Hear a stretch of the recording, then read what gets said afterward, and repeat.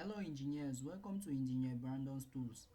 Today we are going to simulate an Arduino on Proteus with an LED and a switch. So we are going to build our schematic on Proteus and we are going to write our code on Arduino IDE. So you need Arduino libraries for Proteus and you need the Arduino IDE for this project. So we are going to draw our schematic on Proteus. So here we have our Arduino. We are going to place our Arduino and we are going to connect our LED to pin 13 of our Arduino. I need a ground. So I'm going to connect a 5-volt input voltage source to this Arduino. So let me change the voltage, 5 volts. I'll need a switch for this. So let me see, let me connect it on pin 4 of the Arduino. And I will equally need a pull down resistor.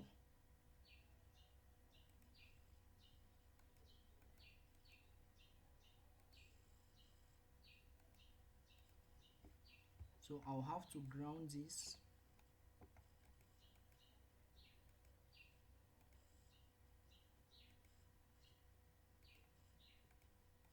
So that is it for our schematic. So let us write a code for that on our Arduino IDE.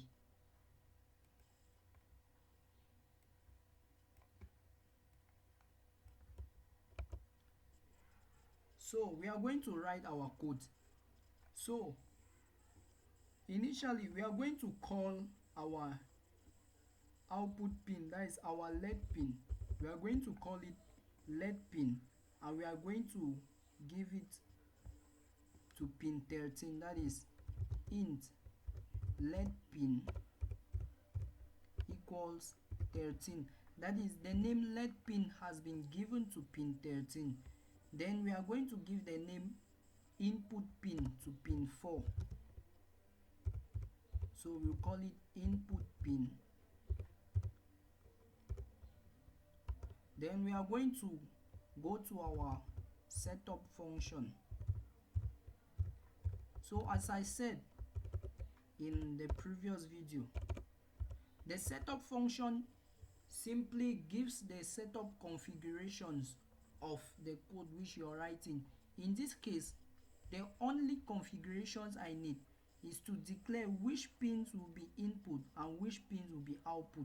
So I will have one input pin which is pin 4 and one output pin which is pin 13. So to declare pin 13 as output, I'm going to say pin mode.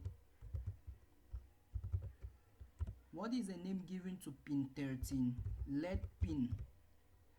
So I'm going to declare it as output. Then equally I'm going to declare pin 4 as input. So I'm going to say pin mode. The name given to pin 4, input pin.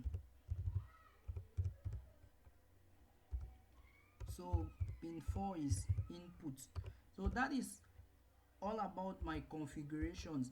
Then I'm going to write my program in my loop function, and the loop function runs for eternity. That is, it runs and loops and runs all over and over. So in my loop function, I'm just going to say whenever a signal is given to pin 4, a signal should be given out from pin 13, and whenever no signal is given to pin 4, no signal should be given to pin 13. So to do that, I'm going to use digital read to read my pin 4. So I'm going to say if digital read, that is, if digital read input pin is high, I should execute the following. I should send an output pulse to pin 13. That is, I should say digital write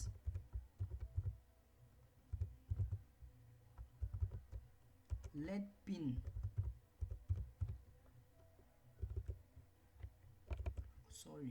let pin high.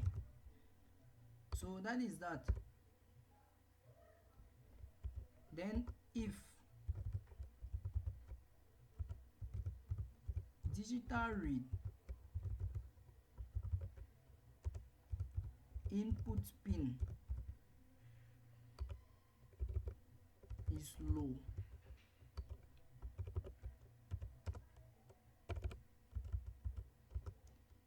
so I should send no value to pin 13. That is, digital write let pin should be low. So that is that for our code. So we are going to run this code and generate the hex file and load it to our microcontroller and see how it works. So to run this file, we will have to save it.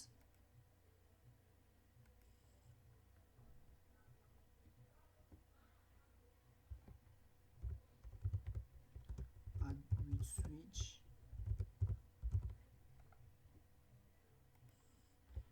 So let me run the code.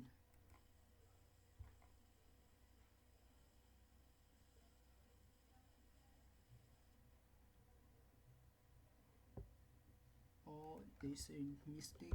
Okay, sorry for that, sorry.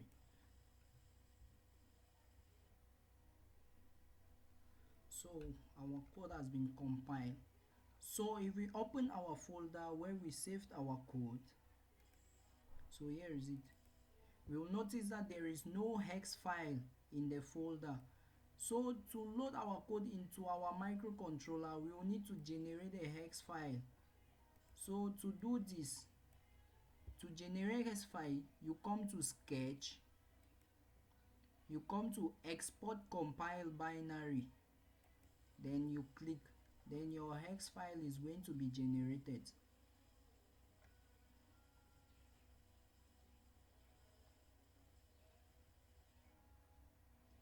So here is the hex file. So this is what we are going to load to our microcontroller.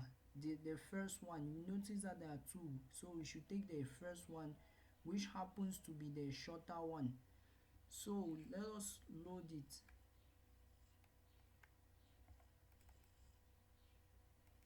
So I'll go to my desktop. So here is the hex file.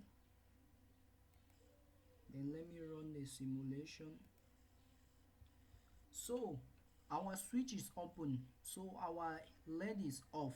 So let us close our switch and observe what happens. See, when we close our switch, our LED turns on. Let us open, close.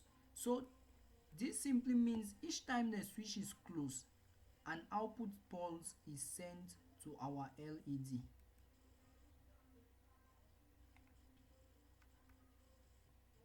Equally, this can be done.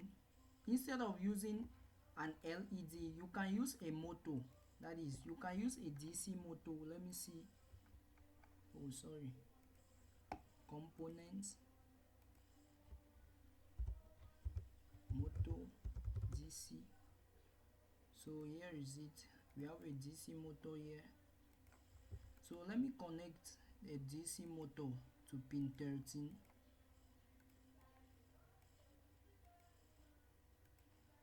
So to run this motor, I'll have to close that switch. You notice that the motor is not running. So to run the motor, I'll have to close the switch. So immediately as I close our switch, our motor starts operating. So that is it. You can use this in many other applications. So thank you for watching my video. Please don't forget to like, comment, share and subscribe. Thank you. And with time, we are going to do more interesting and amazing projects. Thank you. Thank you very much.